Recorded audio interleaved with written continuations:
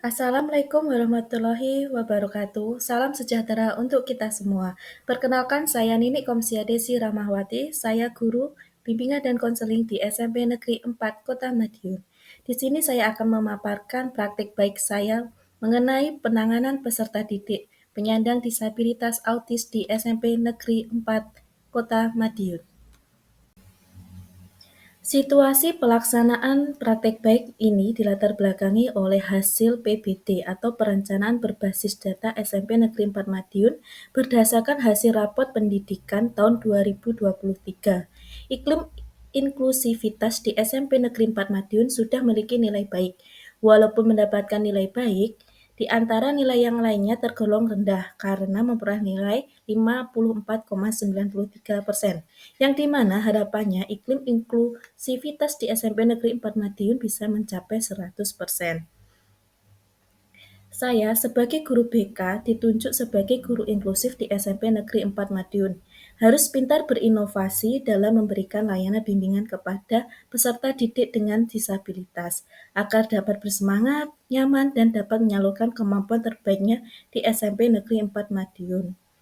Nah, guru BK serta guru inklusif harus merancang kegiatan layanan program pendidikan individu untuk peserta didik penyandang disabilitas yang ada di SMP Negeri 4 Madiun agar dapat tersalurkan kemampuan terbaik yang dimilikinya. Di SMP Negeri 4 Madiun ini terdapat peserta didik dengan penyandang disabilitas autis ringan. Autis dari kata auto yang berarti sendiri. Autis sering diartikan seorang anak yang hidup dalam dunianya sendiri. Autis merupakan sebuah hambatan perkembangan yang dialami seorang dalam masa pertumbuhan dan perkembangan di mana penyandang memiliki kekhasan utama, yaitu hambatan interaksi, komunikasi, dan perilaku. Salah satu peserta didik penyandang disabilitas autis di SMP Negeri 4 Madiun termasuk kategori ringan. Dia masih dapat beradaptasi dalam proses pembelajaran. Namun, untuk interaksi sosial dan pengembangan minat dan bakat masih belum diasah. Kita sebut saja dengan istilah namanya ZAR. Ia lahir 27 Maret 2010, usia 2 tahun divonis autis ringan, dapat berjalan di usia 2 tahun, berbicara di usia 7 tahun. Hubungan pertemanan cenderung menyendiri, memiliki kesulitan sensorik dan motorik saat di PAUD atau TK. Kesulitan di SD komunikasi dengan teman, tantrum menangis hingga 2 jam. Saat ini berada di kelas 7. Memiliki perasaan kurang percaya diri, pemikiran yang selalu negatif, inginnya kecenderungan untuk diakui. Berikut ini adalah dokumentasi hasil identifikasi dan asesmen yang telah saya lakukan kepada orang tua ZAR. Berikut ini adalah dokumentasi observasi saya bersama dengan ZAR. Tantangan dalam pelaksanaan praktek baik ini yaitu pertama, seharusnya peserta didik penyandang disabilitas autis berada di sekolah khusus dengan fasilitas dan pendampingan.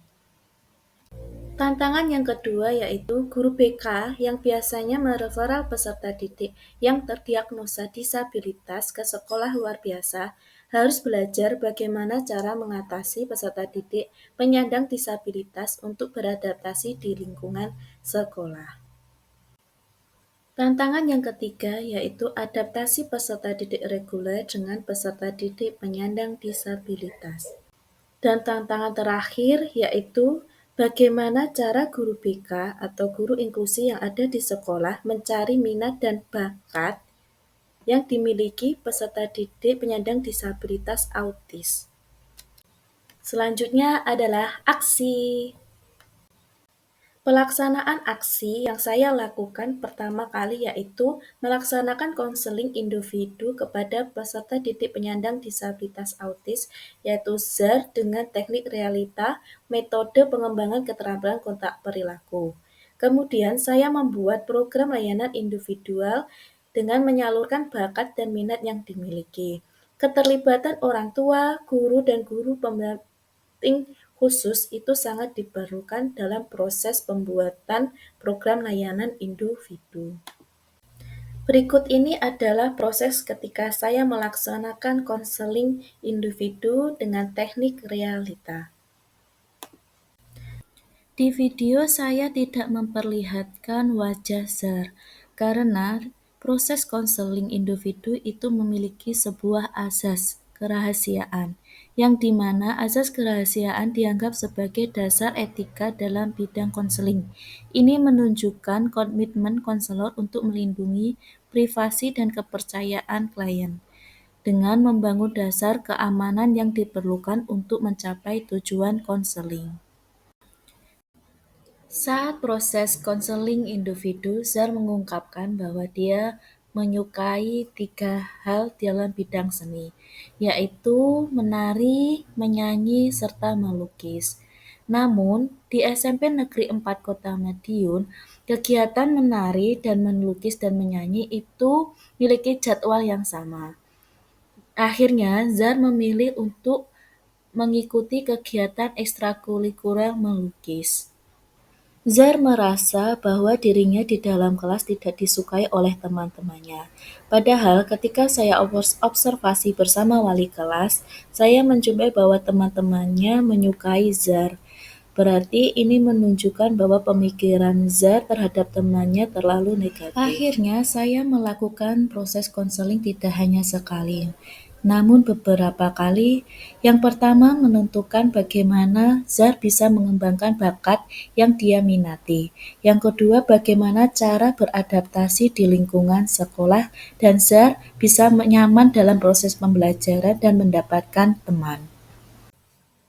Setelah pelaksanaan konseling individu, maka saya akan membuat program layanan individual yang dikhususkan oleh Zar. Memiliki capaian layanan bidang pribadi pengembangan diri. Alur capaian layannya yaitu mampu mengenal kekuatan dan kelebihan diri sendiri. Deskripsi kemampuan saat ini yang dimiliki Zar yaitu Zar divonis autis ringan yang memiliki kelebihan di bidang seni, khususnya menyanyi dan menggambar. Saya juga membuatkan tujuan agar pengembangan bakat atau kelebihan yang dimiliki dengan jangka panjang dan jangka pendek. Jangka panjang, Zar dapat mampu mengikuti lomba terkait menyanyi dan menggambar. Sedangkan tujuan jangka pendek, Zar dapat mengikuti bimbingan atau ekstrakurikuler menyanyi dan menggambar. Nah, layanan yang saya buat ini dilaksanakan melalui layanan konseling individu dengan teknik menyalurkan minat yang dimiliki ke guru seni budaya. Strategi yang saya gunakan yaitu menggunakan teknik realita. Refleksi dan dampak diri. Setelah pelaksanaan program layanan individu, peserta didik penyandang disabilitas autis yaitu Zar mendapatkan teman baru dan akrab di ekstrakurikuler lukis. Berikut ini adalah hasil karya peserta didik penyandang disabilitas autis ringan di bidang seni lukis. Gambar ini merupakan gambar ketika peserta didik penyandang disabilitas autis mengisi belangko evaluasi proses. Berikut ini adalah hasil evaluasi proses Zar. Di sini mengungkapkan bahwa Zar memiliki bakat melukis. Ada perubahan antara lukisan dia setelah dan sebelum mengikuti ekstrakurikuler. Dalam ekstrakurikuler, Zar juga mengungkapkan dia memiliki tambahan teman atau memiliki teman baru. Berikut ini adalah hasil observasi saya terhadap guru kesenian bagaimana perkembangan ekstrakurikuler Zar di bidang seni lukis. Guru menyatakan bahwa Zar memiliki bakat di bidang lukis. Praktek baik ini tak lepas dengan adanya refleksi diri. Dalam refleksi terdapat faktor pendukung, penghambat, serta solusi. Faktor pendukung, Zar antusias selama dalam layanan program pendidikan individu. Zar merasa senang karena dapat menyalurkan hobinya di sekolah yaitu terkait melukis. Zar mendapat motivasi dari keluarga, guru, serta teman akrab. Sedangkan faktor penghambat, Zar menyukai lukis dan menyanyi. Namun, jadwal yang bersamaan akhirnya Zar memilih mengembangkan bakat dan hobi lukisnya. Zar mengungkapkan bahwa ingin menyalurkan lukis digital, tapi di ekstrakurikuler belum dilaksanakan lukis digital. Maka solusinya dengan adanya arahan dan bimbingan, nantinya untuk hobi belajar menyanyi dapat dilaksanakan di semester selanjutnya. Pemberitahuan terhadap guru ekstrakurikuler atau mencari guru yang dapat melatih lukis digital.